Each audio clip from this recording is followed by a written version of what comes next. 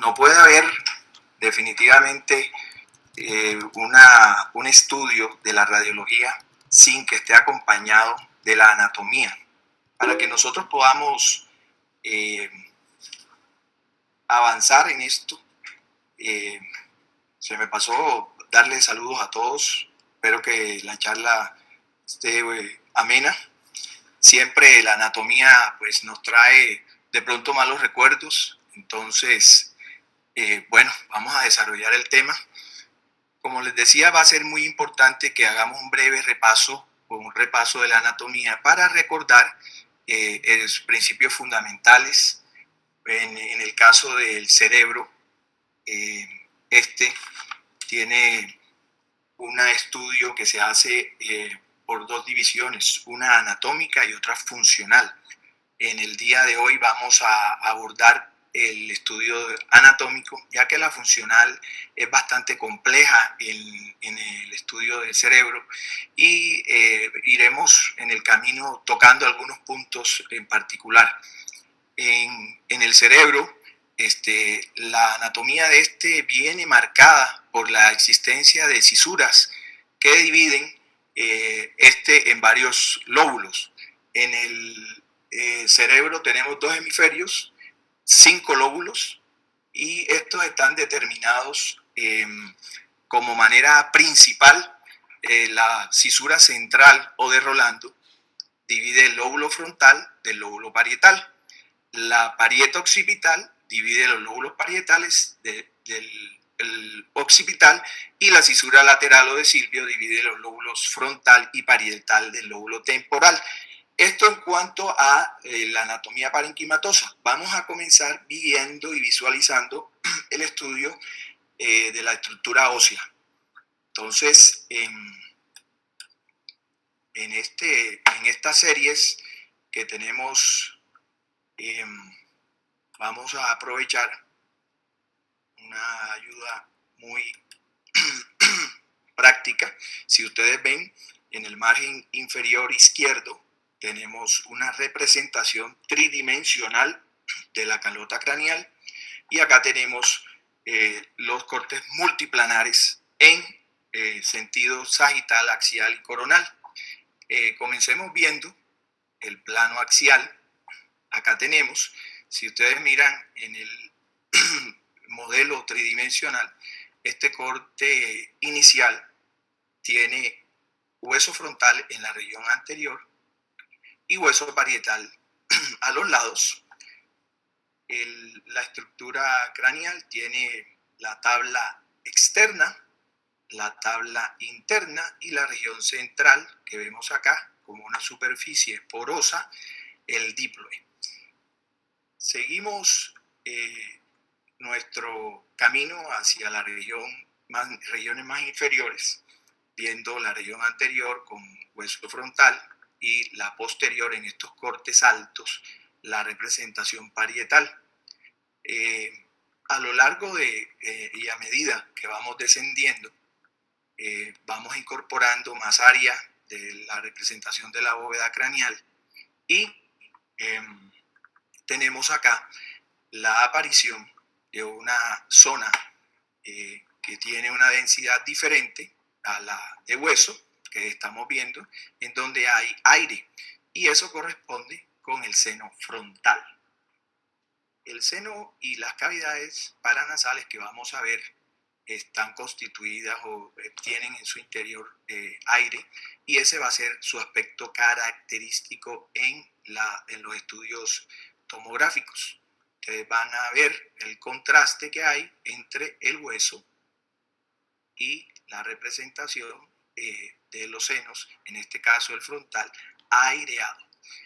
De aquí va a depender, de esta normalidad que ustedes están viendo, va a depender el que, reconociendo esto como el patrón normal, veamos que si hay cambios ocupativos de la cavidad que estemos mirando, ellos van a presentar densidades diferentes. Entonces van a haber densidades relacionadas a lesiones inflamatorias, van a haber densidades relacionadas a lesiones traumáticas, y van a haber densidades anormales relacionadas alteraciones ocupativas o neoformativas. Seguimos bajando un poco más y ya vamos a tener que en esta zona posterior hay, en este momento ya tenemos un poco de hueso occipital.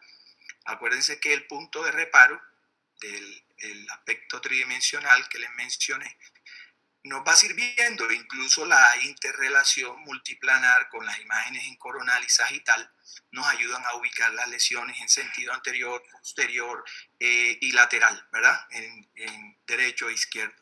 Seguimos bajando y adyacente al seno frontal vamos a tener la aparición de la representación del globo orbitario, de los globos orbitarios. Acá tenemos la pared lateral de la órbita y la pared lateral de la órbita.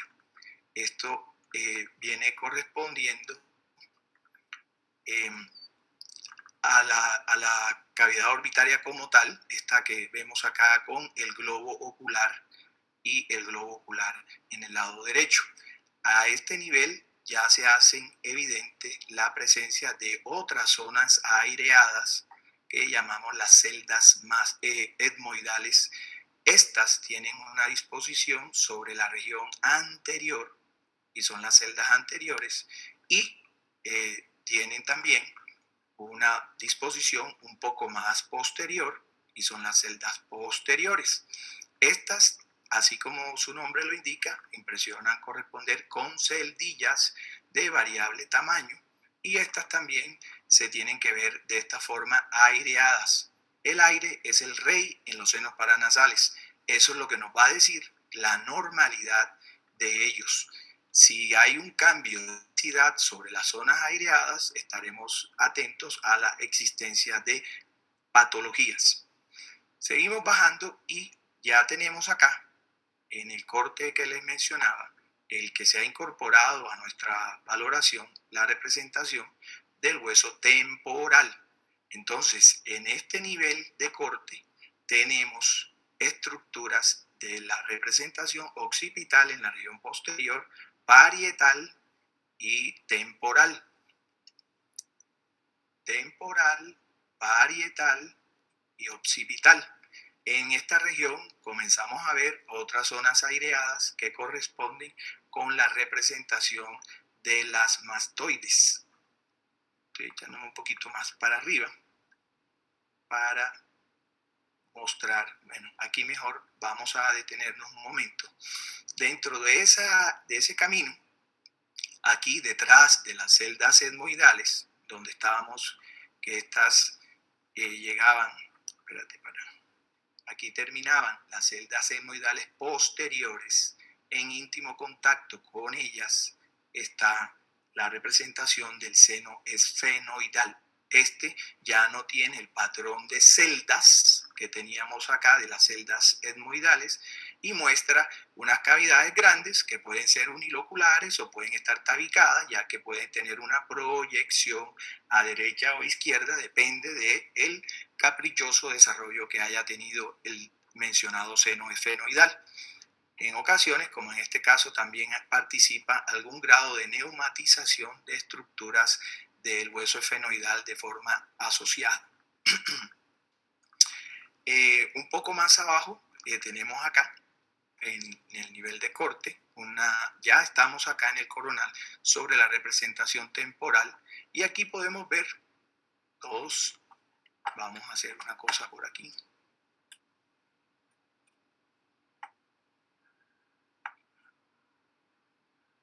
Acá podemos ver las estructuras del oído medio, los huesecillos. Vemos las celdas con aire de nuevo. Estas son las celdas mastoideas, en el lado derecho, en el lado izquierdo. Esta es la característica normalidad de ellas. Algunas tienen el tabique entre las celdas mastoideas también es variable. Algunas tienen unos tabiques gruesos, otros más finos. Hay zonas más aireadas que otras. Ese es un patrón de asimetría en la neumatización normal de las celdas mastoideas. De igual manera, el que veamos estas neumatizadas de manera difusa y como a lo largo de la extensión de la superficie ósea temporal. Esto nos habla de normalidad. En ocasiones hay zonas de este color, o sea, densas, que las llamamos esclerosis ósea, sobre la representación de las celdas mastoideas. Estas nos indicarían patología, entre otras, como de otomastoiditis crónica y la presencia de esclerosis ósea en razón de la pérdida de la neumatización de ellas por la cronicidad del proceso.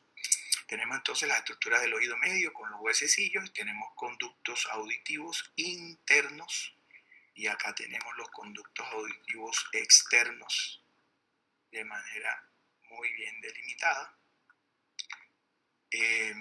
La representación de la membrana timpánica, acá se ve de maravilla.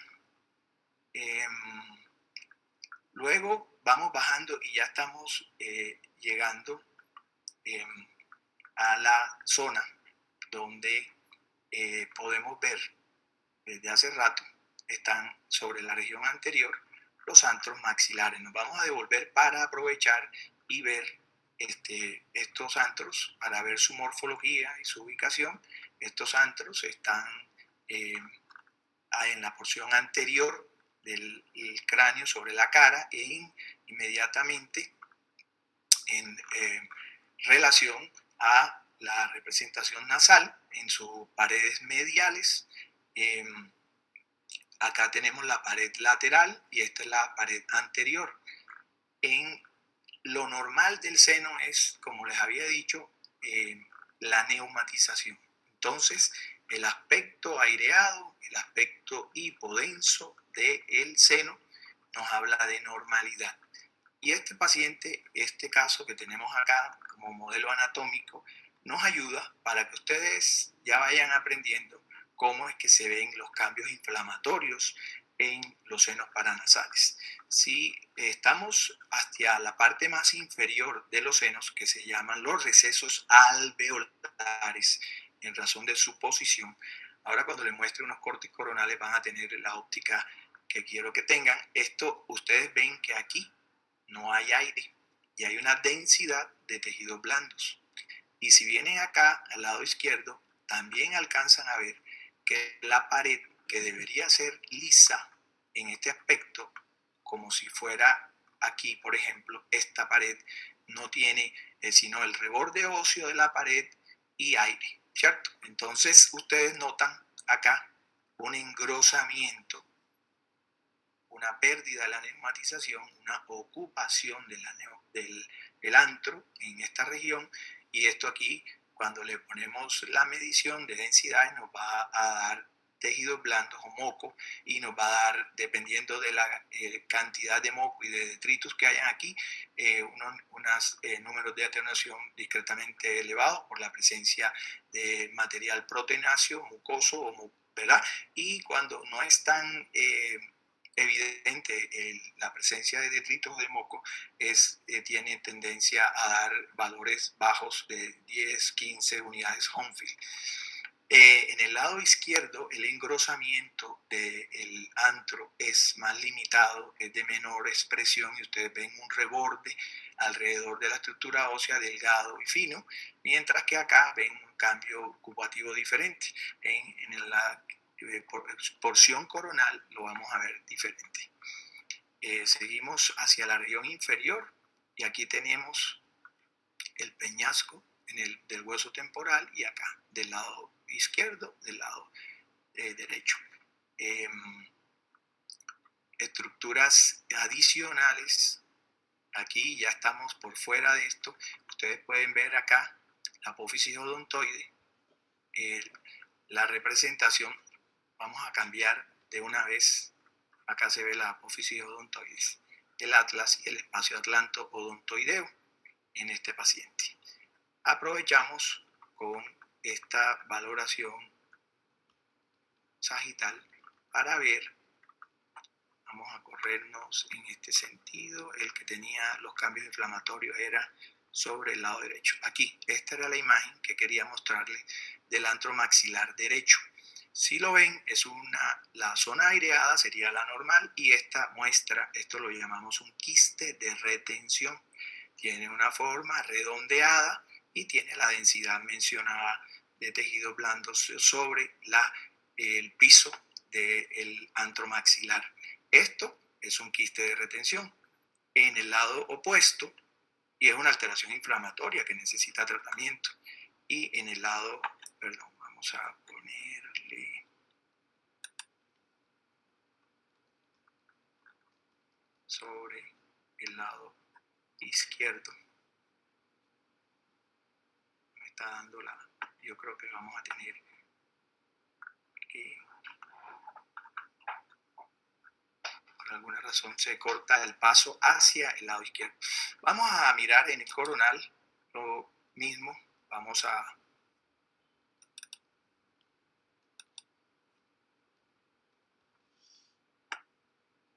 tenemos la nariz por aquí, vamos hacia allá. En el plano del tridimensional vamos viendo por dónde tenemos hueso frontal, seno frontal, la espina nasal, el tabique, la lámina perpendicular del etmoides aquí, y vamos hacia adentro, hueso frontal, seno frontal neumatizado, conforma el tabique nasal, el que se aprecia con una desviación hacia la derecha. Eso causa patología en razón de los procesos obstructivos que genera sobre la representación de los senos y su drenaje. En este caso, aquí tienen un cornete, este es un cornete, pero tiene una anomalía. La anomalía es esta que les voy a señalar aquí, aireada. Normalmente el cornete es todo de esta densidad de tejidos blandos y tiene esta morfología. Lo que no está bien aquí es que esta porción que estoy señalando está aireada. Eso se llama concha bulosa. Concha bulosa. Esa concha bulosa, en razón de su tamaño, condiciona alteraciones en el drenaje del antromaxilar. Echando hacia atrás, nosotros vamos a ver algunas otras cosas. Y esto, en este plano, tenemos unas celdas frontales discretas, estas son celdillas etmoidales, el tabique con una desviación, en este caso el tabique generalmente central, sin desviaciones ni a la derecha ni a la izquierda. Entonces la normalidad de la representación del tabique es que esté central, sin destro ni levoescoliosis o sin desviación izquierda o derecha. En el caso que tenemos aquí, entonces, además de señalar el antro maxilar derecho e izquierdo, tenemos acá una zona que está muy finamente delimitada, y esto sí, a veces bastante aburre, pero es muy importante. Ustedes ven una delgada película ósea, una lámina ósea muy delgada de ambos lados aquí. Esto se llama el proceso uncinado. Ese proceso, vean lo pequeño que hace la salida del moco que se produce en estos antros maxilares. Es una estructura que permite esta zona que se llama la unidad osteomeatal, esta es la derecha y esta es la izquierda.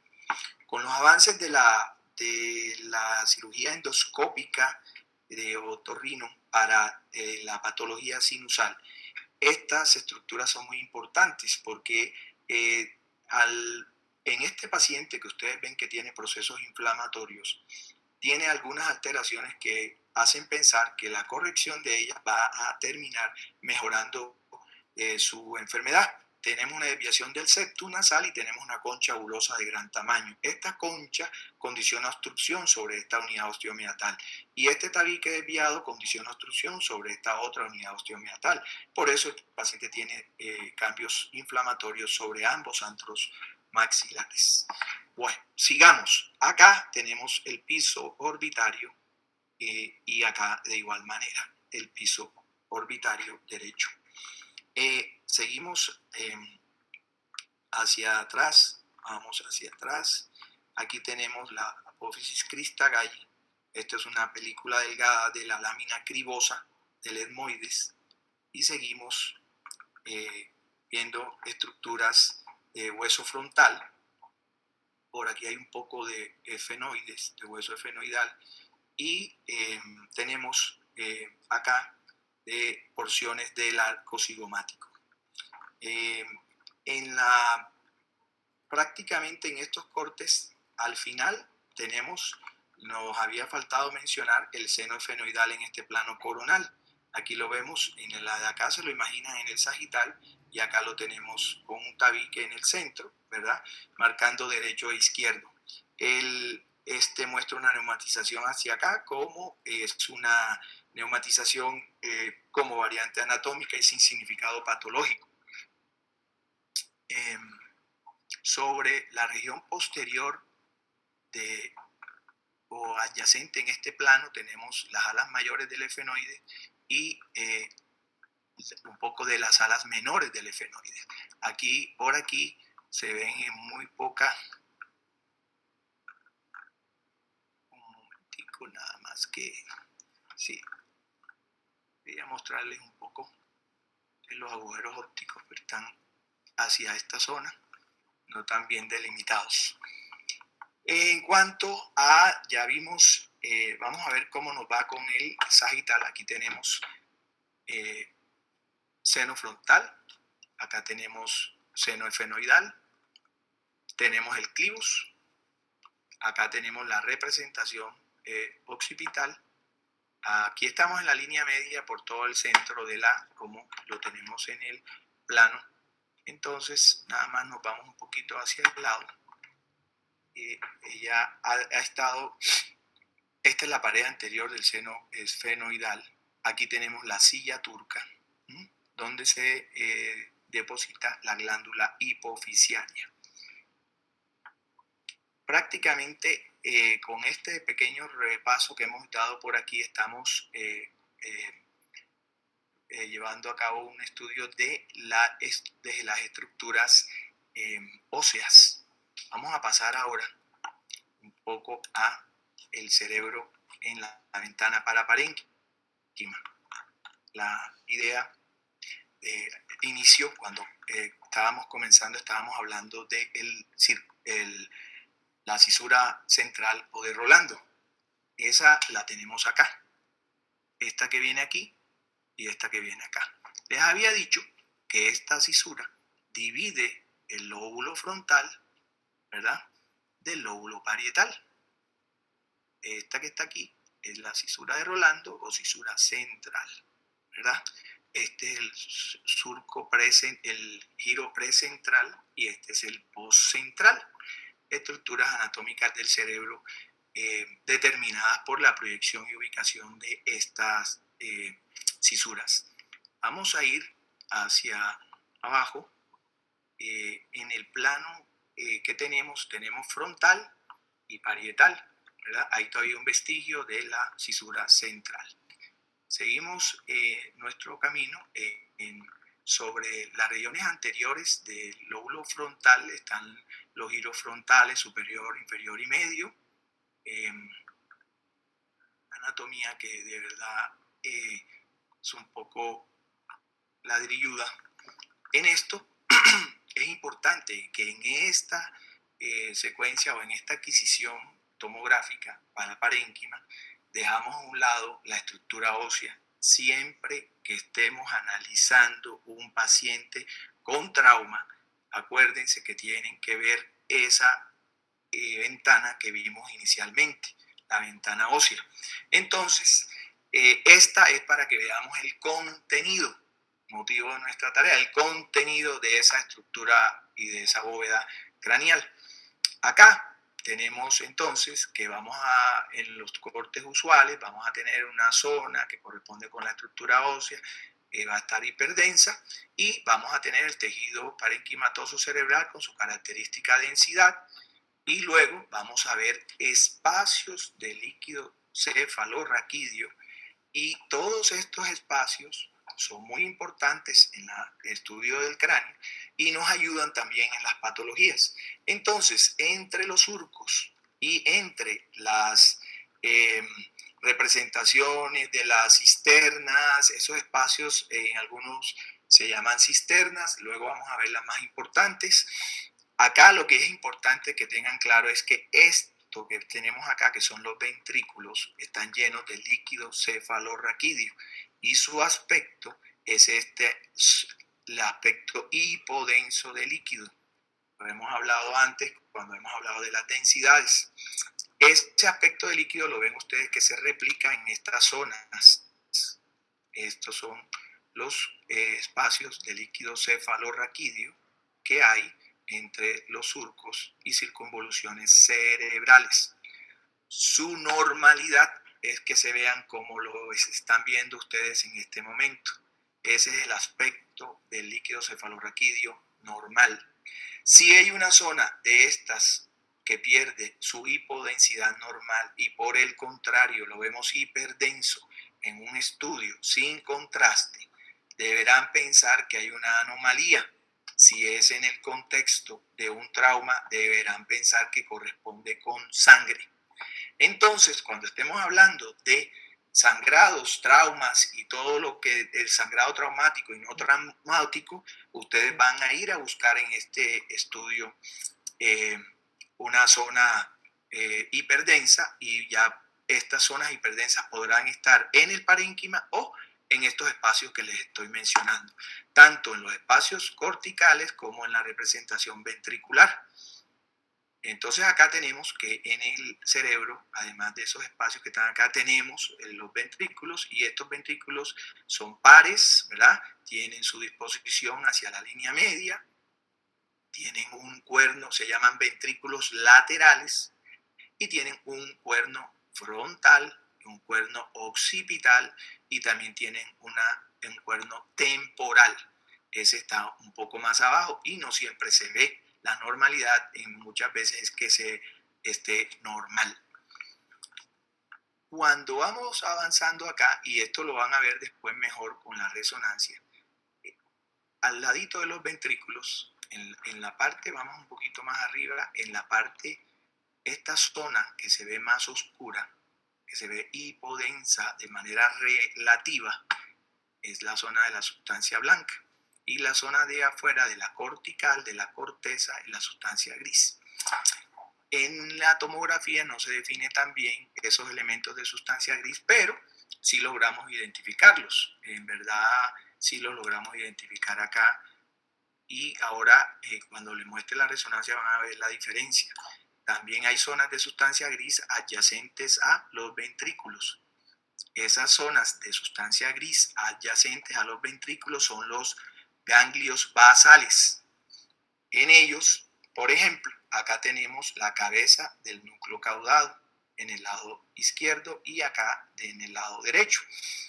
Por aquí tenemos en esta zona correspondiente con este lado derecho y el lado derecho es y este es el izquierdo. Tenemos la zona del núcleo lenticular. Luego vamos a verlo, tal vez les muestre un esquema de cómo se notan, porque aquí se confunden los dos. Son dos, se llaman putamen, que se aprecia hacia la región más anterior y lateral, y el globo pálido que se encuentra discretamente más medial y también en esta zona inferior. Entonces este se llama núcleo lenticular y está conformado por esos dos.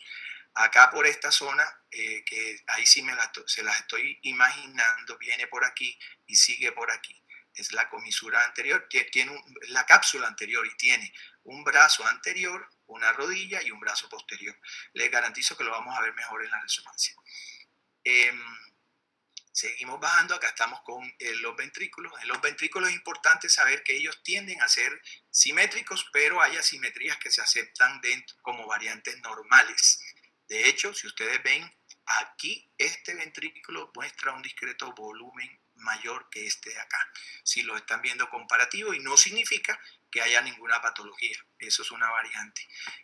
Cuando hay algo que hace cambiar tamaño de ventrículo, debemos mirar el entorno, a ver si hay compresiones, lesiones expansivas o procesos que nos llamen la atención. Un poco aquí tenemos otra zona de hipodensa que corresponde con el tercer ventrículo. Ahí va. Y ahí va, tercer ventrículo. Seguimos bajando, ya no se ve en esta zona de aquí, la zona de pedúnculos. Aquí por el centro va el acueducto del cerebro medio del mesencéfalo. Este acueducto aquí se hace un poquito más posterior, en una región más inferior, y va a terminar abriéndose. Aquí lo estoy siguiendo, ¿verdad? Aquí lo llevamos, aquí se abrió ya lo pueden ver mejor. Esto va a conformar el cuarto ventrículo. Entonces habíamos hablado de los ventrículos laterales, hablamos del tercer ventrículo y aquí tenemos el cuarto ventrículo. Eso forma parte de los sistemas ventriculares. En la valoración les habíamos estos lugares que tenemos alrededor del cerebro medio y de la protuberancia son espacios cisternales o de líquido cefalorraquídeo. Por eso tienen este aspecto oscuro y de la misma densidad del líquido cefalorraquídeo. Muy bien, hacia distal, hacia región inferior, caudal, como ustedes lo ven acá, tenemos estamos terminando con la representación del occipital para tener la representación cerebelosa con nosotros, los hemisferios derecho e izquierdo cerebeloso. Los cortes más inferiores, donde tenemos acá la neumatización de los peñascos, lo ven el nivel, donde acá se aprecia peñascos, y aquí tenemos cerebelos, hemisferios cerebelosos, y acá por adelante el nivel del bulbo, y ya casi convirtiéndose en médula, ¿verdad? Aquí ya estamos en médula, y entonces tenemos por aquí el momento en que la médula se convierte en médula oblongata o bulbo, y luego este viene ensanchándose y aumentando su tamaño para convertirse en la representación de la protuberancia. Aquí se va viendo mejor esto hacia los dos lados. Por delante viene la imagen de la arteria basilar que discurre por delante de la protuberancia. Más hacia arriba nos estamos devolviendo la parte del mesencéfalo, la región interpeduncular y ya la unión de la basilar y la división en cerebrales posteriores. Y para ir a estar en el polígono de Willis, que este estudio sin contraste pues nos permite de todas maneras, y aprovecho la oportunidad porque después lo van a saber, aquí, por aquí viene la cerebral media, por acá y por acá, la ven aquí, aquí, aquí y acá, aquí se ve menos, acá. Esa sí es importante saber cómo se aprecia ella sin medio de contraste, porque más adelante algún día van a ver un signo que se llama el signo de la cerebral media hiperdensa, en donde un paciente con un trombo, con un émbolo y una paresia nos permite ver una zona de hiperdensidad sobre el segmento de la cerebral media horizontal, ya sea derecho o izquierdo, y nosotros con ese signo podemos prever que el paciente, si no tuviera cambios en el parénquima afectado, podríamos decir que hay un trombo en la cerebral media, y estos pacientes les hacen trombólisis, que es la cosa para el tratamiento, para destapar esa oclusión, y este paciente se puede recuperar de buena forma. Entonces esos datos son muy importantes y claves para el manejo de los pacientes. Muy bien. Entonces estábamos viendo la estructura ósea, vimos un poco de la representación parenquimatosa. Por aquí hablando esta es la cisura lateral, la cisura de Silvio. ¿Se acuerdan que hacía una división de lóbulos temporal y frontal y parietal? Esta zona de aquí corresponde con lóbulos temporales, ¿ok? Y hacia atrás estamos viendo en esta zona más posterior un poco de lóbulo occipital. Ya en el sentido craneal hacia arriba, pues dejando de lado esto, tenemos un poco de parietales, y ya otra vez llegamos a la zona del surco central para decir que acá tenemos el lóbulo frontal. Vamos aquí a mostrarles una visión que vamos a aprovechar para que no sea yo el que todo les esté mostrando, y que además podamos ver un poco esto con las ayudas didácticas que tenemos por aquí. Van ustedes a hacer caso omiso, por eso preferí primero decirle la anatomía por mi parte para después apoyarnos con esto, pero porque sí quiero que fijen ustedes esta parte que a veces pues, es confusa y aburrida. Acá tenemos el lóbulo frontal. Les había dicho, y lo pueden ver aquí, que este es el surco central. Y entonces aquí vemos la división del lóbulo frontal con lóbulo parietal. Hacemos en nuestro nivel de corte, vemos el nivel donde estamos y podemos entender que perfectamente estamos en lo adecuado y cierto. Seguimos hacia abajo, ahí vamos viendo un poco más del lóbulo parietal, y en ese caso seguimos nuestro camino. Ustedes acá, ya a poco el surco central va a desaparecer, ya a esta altura casi nunca lo podemos distinguir, lo tenemos que distinguir en anatomía, viendo los niveles en donde estamos para decir si la lesión es frontal o parietal. Y bueno, seguimos hacia aquí. Cuando vamos llegando hacia abajo nos va a aparecer un poco de lóbulo occipital. En este verde, aquí lo ven, es apenas una insinuación del lóbulo. Antes de que sigamos, les recuerdo la zona de los ganglios basales. Ya se las había mencionado. Esta zona, acá está el núcleo caudado, acá tenemos la zona del núcleo lenticular, y acá viene algo que creo, no se los dije cuando estábamos allí, este es el tálamo, y entonces tiene esa característica forma. Seguimos bajando, seguimos viendo más occipital. Hay un montón de estructuras ahí que yo no se las estoy mencionando para que estemos enfocados en la distribución de los lóbulos. De todas maneras voy a aprovechar ahora cuando vengo de vuelta para mostrarles la zona central.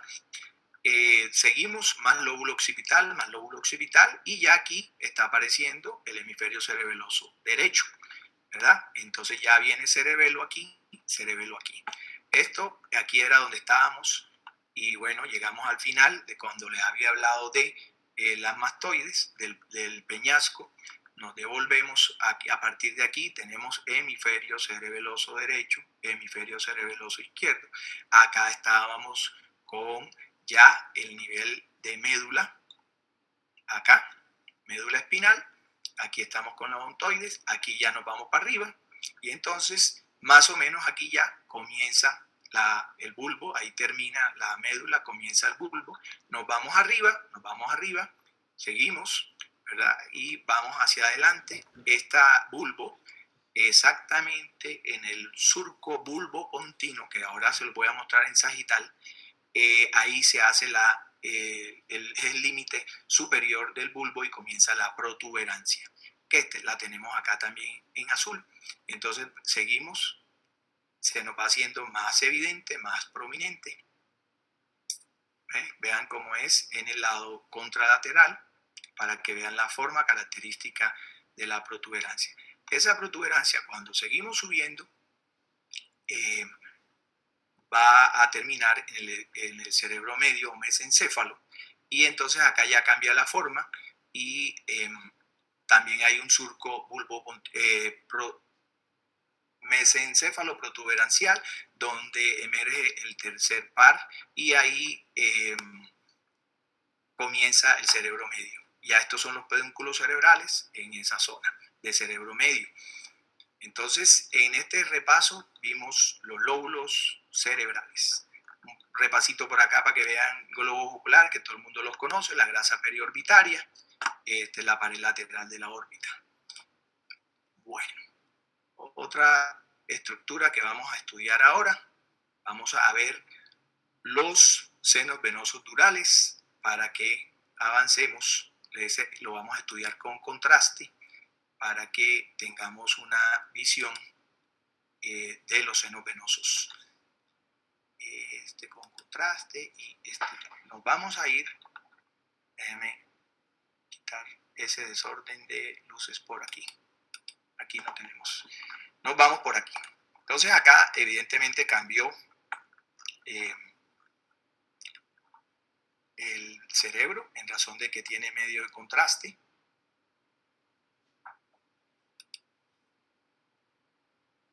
Para los senos venosos, ¿qué importancia tienen? Mucha importancia. Son las estructuras que recogen la sangre venosa del cerebro y que hace un recorrido desde los senos venosos mayores hacia llegar al final a la yugular interna. La idea es que en esos senos venosos se recogen toda la sangre venosa e incluso ahí drenan también el líquido cefalorraquídeo que se produce en exceso y se mantiene en equilibrio gracias al drenaje que se hace a través de estos senos venosos.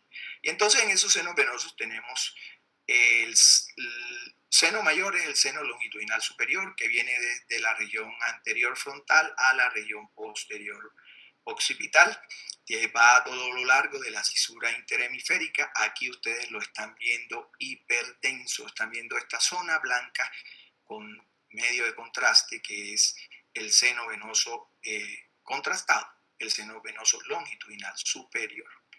Acá tienen el seno venoso longitudinal inferior. En esta zona tienen el seno venoso, en esta zona está el seno recto, y este recibe su drenaje de esta vena que se llama la vena cerebral magna o de Galeno. El seno recto confluye en esta zona con el seno longitudinal superior y en este plano no vemos los senos transversos que también confluyen aquí. Esta zona es la llamada confluencia de los senos o tórcula de Erófilo. Esa zona es una de las zonas donde buscamos los trombos venosos. Para adelantar un poquito muy rápidamente, los senos venosos durales, los pacientes nos pueden hacer trombosis de senos venosos y la manera como lo vamos a descubrir es, aparte de que es un paciente generalmente con cefalea intensa, y generalmente son más comunes en mujeres estos episodios, la alteración se muestra como un defecto de llenado. Al corresponder la trombosis a la formación de un coágulo, va a hacer un efecto de defecto de llenado, o sea, por ejemplo, si hubiera un trombo en el seno recto, veríamos una interrupción de la columna brillante de material contrastado y veríamos el coágulo dependiendo de su tamaño.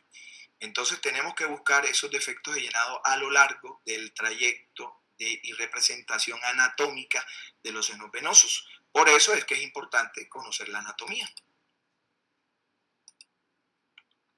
Una cosita por aquí, es un poquito necio. Quería mostrarles la confluencia de los senos.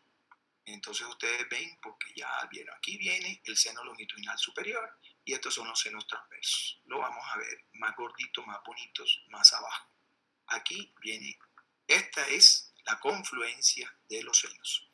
Esta es la zona, aquí viene el seno transverso izquierdo, el derecho, y aquí está cayendo el seno longitudinal superior. Aquí, pues esta zona sería como ya el corte más inferior de la tórcula. Entonces aquí terminan estos senos que se ven más bonitos, más llenos. Y si hubiera un coágulo, veríamos esto negro, este triángulo, o este triángulo. Por eso existe el signo del delta, que es que tiene como los deltas que se aprecian en las convergencias de los ríos a los mares que se forman de arena. En esta zona habría un coágulo y se vería como un triángulo hipodenso. Eso en cuanto a los senos. Vean que hay otros senos, no son todos los que les dije, hay senos petosos superior e inferior, pero sus tamaños son bastante pequeños y pues también se hacen trombos ahí todo y en su momento pues también se pueden estudiar y descubrir patología en ellos cuando asocian trombosis. Muy bien. Vamos a ver ahora, bueno, vamos a aprovechar este mismo en que estábamos y vamos a mirar un poco de arterias. Vamos a quitar información que no nos sirve y vamos por aquí. Les quería mostrar, vamos a mostrar un poco para que ustedes fijen. La idea es que repitamos y ustedes fijen conceptos y se acuerden, ¿verdad? Entonces, zona de la frente, eso no tiene caso. El hueso frontal no lo estamos viendo en la ventana que era. Estamos viendo por acá el seno longitudinal superior. Habíamos hablado del diplo, ya se lo habíamos dicho. Y comienzan aquí con algunos surcos. Este es el seno longitudinal superior, surco del seno sagital superior, también le dice, ¿verdad? Y seguimos hacia abajo. Entonces, por aquí están marcándonos las arterias cerebrales anteriores.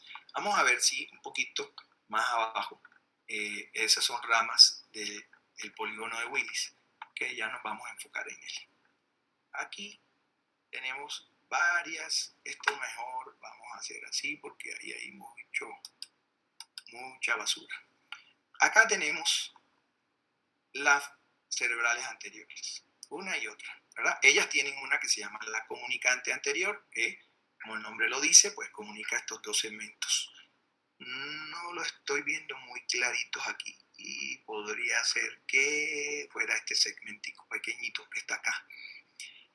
A cada lado del polígono hay estructuras arteriales clásicas. Esta que está por aquí es la arteria cerebral media izquierda y esta es la arteria cerebral media derecha. Esa arteria sale, rama de la carótida, ¿ve? Aquí viene la cerebral media y la cerebral anterior. Viene y sale aquí, que llega hasta la cisura lateral que vimos, de Silvio, y ahí se bifurca. Esa se bifurca ahí y da ramas para esas regiones corticales. En este segmento horizontal, y esto también viene para el futuro, en este segmento horizontal, la arteria cerebral media despliega ramas muy finas que aquí no las estamos viendo. Puede ser que esta sea una de esas, pero son elementos muy pequeñitos. Estos elementos, estas arterias que se llaman lentículo estriadas, son arterias perforantes que llevan a la irrigación a las zonas gangliobasales que hemos hablado. Estas zonas gangliobasales o estas arterias lentículo estriadas, ramas de la cerebral media, en el proceso de los pacientes hipertensos sin tratamiento, en el proceso patológico llevan a la formación de microaneurismas sobre dichas arterias y luego en el contexto de una elevación de presión arterial, esas paredes debilitadas aneurismáticas de las cerebrales medias llevan a los sangrados por hipertensión. Estos sangrados hipertensivos son pregunta de examen. Espero mostrarles unos ejemplos más en la otra charla y pregunta de examen. Entonces, ¿por qué pregunta de examen? Porque es que eso se lo tienen que aprender porque les van a salir. En la vida van a tener pacientes hipertensos con sangrados. Muy bien. Estábamos hablando entonces del polígono de Willis para decirle, le dije la parte anterior y ahora nos venimos para atrás. Y voy a bajar, me voy a ir para abajo. Llegamos aquí.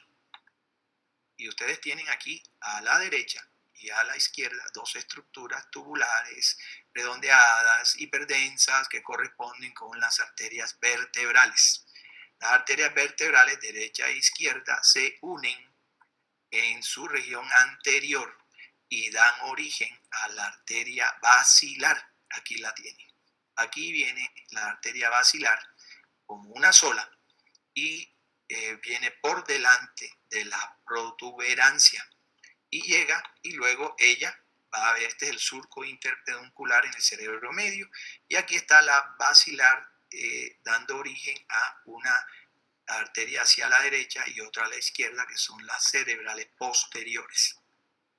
Por ahí van a salir las comunicantes que a veces son hipoplásicas, me da la impresión que aquí hay una, poco abierta, pero ahí está, ¿ves? Aquí está, comunicante con la cerebral media, y la otra no se aprecia muy bien. Ese es el concepto del polígono de Willis: cerebrales anteriores, medias, posteriores, comunicantes posteriores y comunicantes anteriores. Y la basilar, obviamente, dando origen a las posteriores.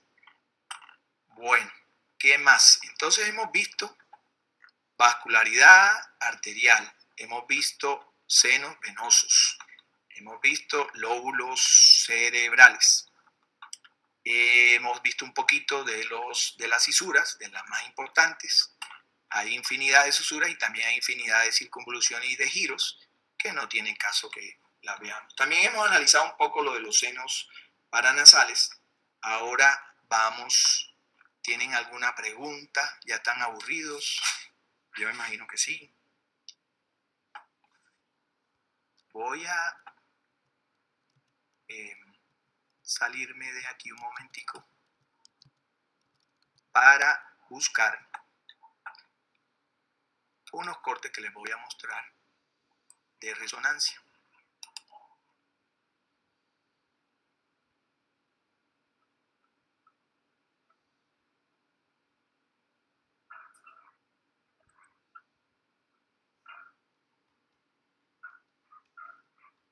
Ok, ahora le digo.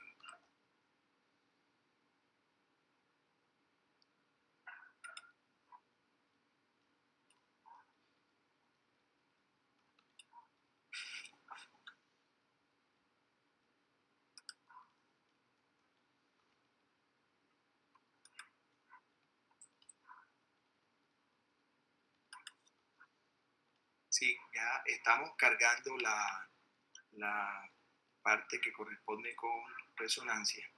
Vamos a aprovechar. El núcleo lenticular corresponde al putamen y al globo pálido.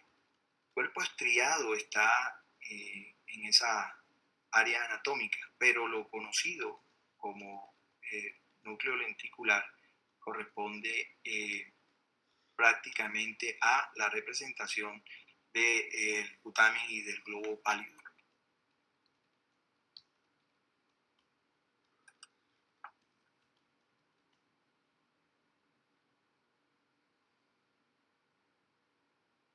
Bueno, acá tenemos unos cortes que vamos a eliminar aquí. La basurita. Tenemos unos cortes de resonancia magnética. Igual, acá tenemos la representación tridimensional del cerebro, y acá tenemos los cortes multiplanares, tenemos el sagital y el coronal, y aquí tenemos un corte axial. Esto es para que veamos la diferencia que hay tan importante de la resonancia con el estudio tomográfico. En la resonancia magnética, el aspecto es más anatómico, definitivamente. La capacidad de detectar lesiones está aumentada. Prácticamente en cuanto a patologías, la resonancia es infinitamente superior a el TAC de cráneo. El TAC sigue teniendo su importancia en algunas lesiones calcificadas, en la valoración de la bóveda craneal, o sea, de la estructura ósea. El TAC sigue siendo muy importante en el trauma craneal. No quiere decir que la resonancia no sirva, pero mejor hacemos un estudio tomográfico en un paciente con politraumatismo y pérdida de la conciencia para ver fracturas y ver lesiones, ver sangre, que se ve muy bien en el TAC. Y es un estudio rápido, mientras que la resonancia tiene un nivel de... se demora más el estudio, cada vez se están haciendo más rápidos, pero aún tenemos mucho retardo cuando lo comparamos en casos específicos como el politrauma, y incluso a veces con los ACV, pero sin embargo sí sigue Ya en la patología vascular cerebral la resonancia supera y podemos incluso tener tomografías normales y tener una resonancia con alteraciones que nos llevan a proceder a tratar un paciente de manera urgente para una trombólisis, ya que hay una ventana de 4 horas para tratar al paciente que hace un trombo en cerebral media o en cualquier elemento vascular. Tenemos 4 horas para poder hacerle trombólisis y a veces en el TAC no se ven los cambios isquémicos sino 24 horas después de ocurrido. Hay cambios tempranos que luego los vamos a ver en el estudio tomográfico, pero en la resonancia con estudios que secuencias especiales de difusión, podemos llegar a hacer un diagnóstico rápido y de mucha ventaja para el paciente. Entonces, la resonancia obviamente nos muestra un repaso anatómico demasiado ventajoso. Vemos acá la sustancia gris cortical, ¿verdad? A todo lo largo, en la zona frontal, en la zona parietal y poco aquí no hay occipital aún.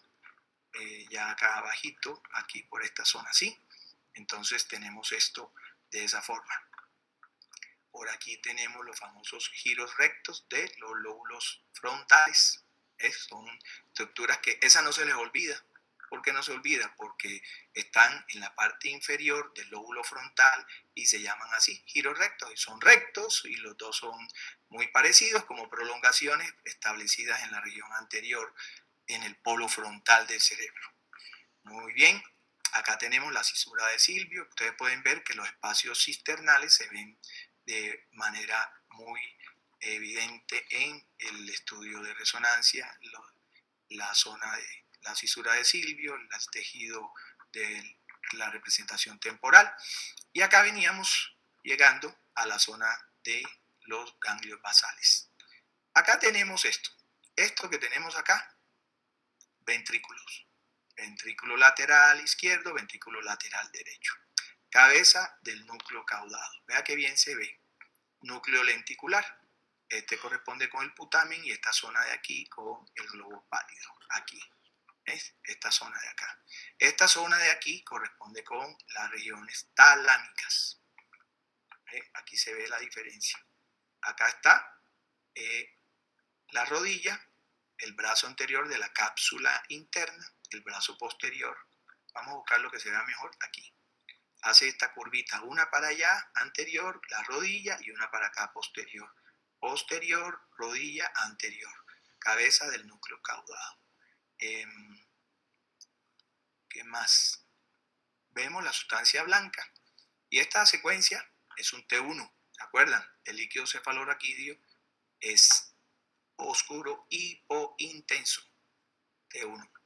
¿Qué pasa con la resonancia? Ustedes ven que los senos frontales se ven que están aireados, se ven negros también. Entonces, ahí hay que tener cuidado con algunas de las alteraciones sobre y en la secuencia que estamos viendo, ¿verdad? Acá tenemos los etmoidales y acá están los maxilares. Por ejemplo, en las secuencias de T2, lo que tenga líquido, que también en ocasiones se asocia a alteraciones edematosas, se va a ver brillante. Entonces, en las secuencias T2 podemos decir que de pronto hay alteraciones inflamatorias o alteraciones hiperintensas en la sustancia blanca. La sustancia blanca en el T1 tiene este aspecto y en el T2 si hay alteraciones, a pesar de que ella tenga también un aspecto de la intensidad característica de esa sustancia, se van a ver las alteraciones brillantes sobre la zona alterada, ya sea por edema, ya sea por lesiones antiguas de infartos cerebrales, ya sea por lesiones de naturaleza desmielinizante, enfermedades de ese tipo, que nos darían cambios hiperintensos en las secuencias T2. Acá en la zona sagital que quería mostrarles estamos sobre la línea media, región interhemisférica, la zona del cuerpo calloso. Acá tenemos el cuerpo calloso con la rodilla, el cuerpo del cuerpo calloso y el rodete. ¿verdad? Acá tenemos el mesencéfalo o cerebro medio, esta zona de acá, la protuberancia, entonces este es el surco bulbo pontino inferior, aquí está. En esta zona es donde emergen el sexto, séptimo y octavo par craneal. Acá en la parte de arriba es la zona del surco mesencéfalo protuberancial, ese es la zona por donde emerge el tercer par craneal. Con estudios de resonancia magnética a 2 milímetros de corte, se puede ver la emergencia de los pares craneales y ver patología a nivel de ellos. Por aquí tenemos el cuarto ventrículo. Vean la morfología del cuarto ventrículo. Este que viene aquí, esta línea fina y delgada, hipointensa, es el acueducto de Silvio. Eso que está aquí. Y esta es la zona del tercer ventrículo. Zona cerebelo, que bien se ve. Miren la anatomía y el reparo anatómico de la representación cerebelosa. Por acá está la apófisis odontoide, ¿verdad? El espacio atlanto odontoideo, la vía aérea, la epiglotis, la lengua, los músculos de la lengua, la zona de seno efenoidal, etmoidal y frontal. Vamos a hacer una cosa, vamos a regalarles una...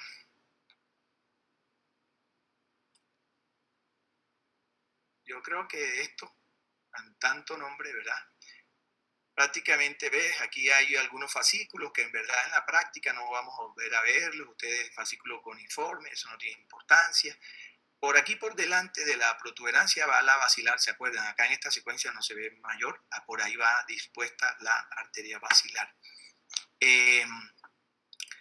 Hay algunos giros subcallosos, los giros frontales, medios, los giros rectos que están aquí, ¿verdad? Esta es la zona. Importante tal vez repasar, este de aquí es la cisura parieto-occipital. Esta es la cisura calcarina. Entonces esta es la parieto-occipital, la cisura calcarina. Esta viene siendo la que habíamos hablado de la central, el surco central. Esto, en verdad, la resonancia tiene, más adelante vamos a ver tal vez la secuencia T2, pero ahora nos toca dejar la resonancia e irnos de nuevo a revisar unos cortes sobre la representación de los senos, aunque ya se los había explicado un poco, vamos a hacer un repaso de los senos paranasales y de algunos huesos de la cara. Vamos a devolvernos.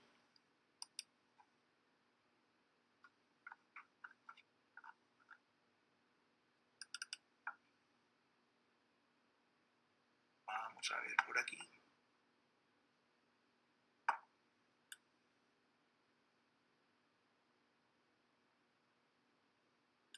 Vamos cargando. Esta va a ser más rápida.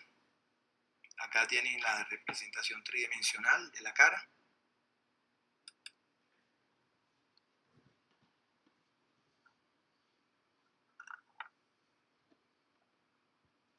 Ya vamos a quitar esto.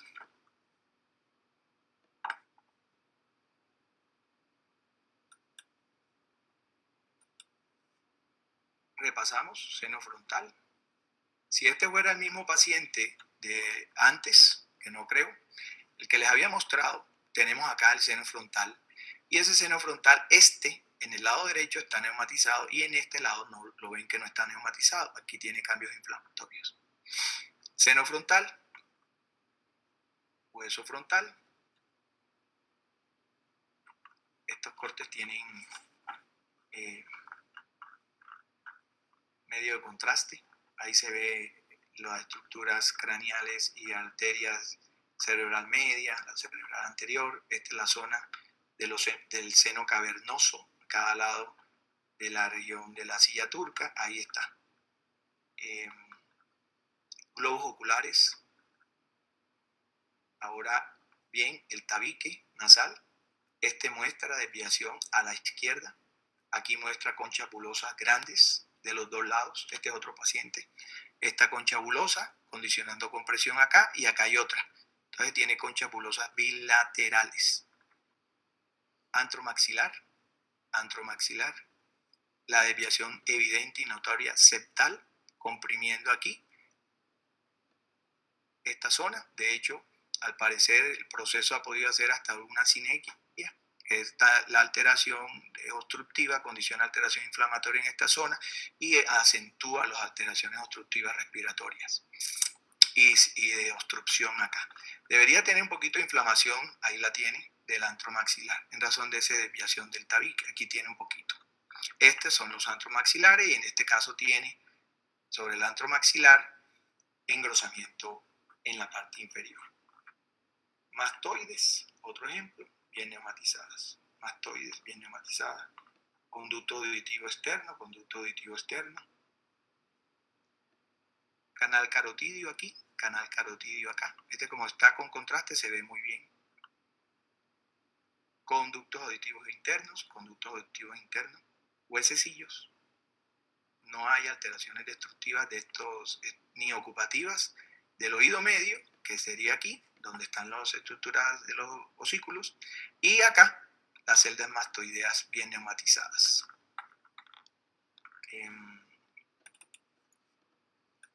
Vamos otra vez a este, que es lo que piense.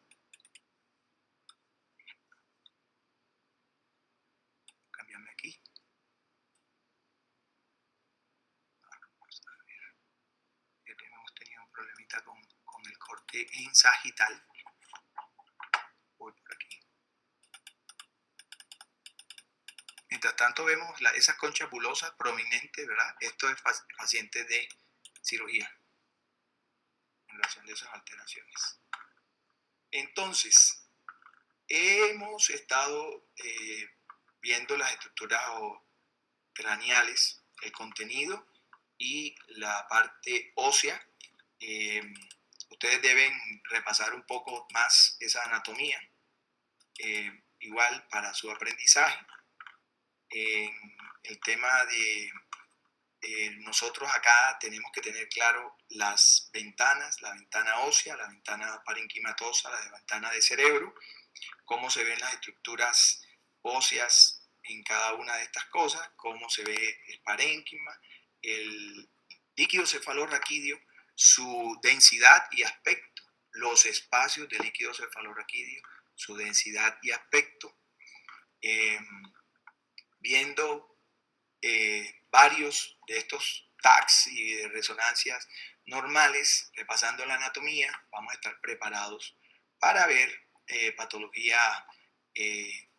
Apenas veamos algo diferente. Me ha gustado que estos pacientes de ejemplo tienen por lo menos alteraciones sinusales y de verdad que son causa frecuente de consulta y de sintomatología de cefaleas y todo, sobre todo los que son sobre las regiones esfenoidales y etmoidales.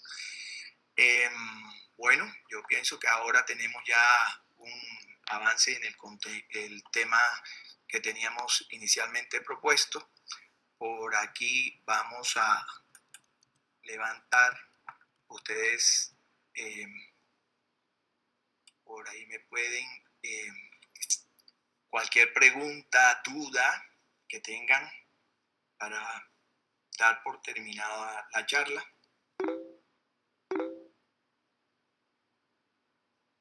Díganle para ver.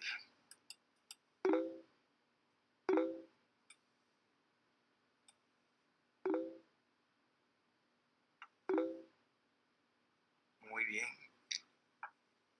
Ha sido un placer. Esto,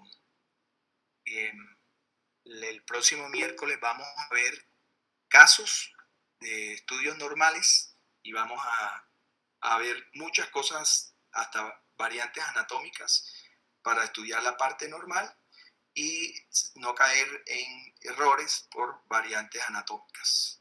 Tengan buenas noches, cuídense mucho, cuiden a su familia. del coronavirus. No salgan, no hagan nada en la calle.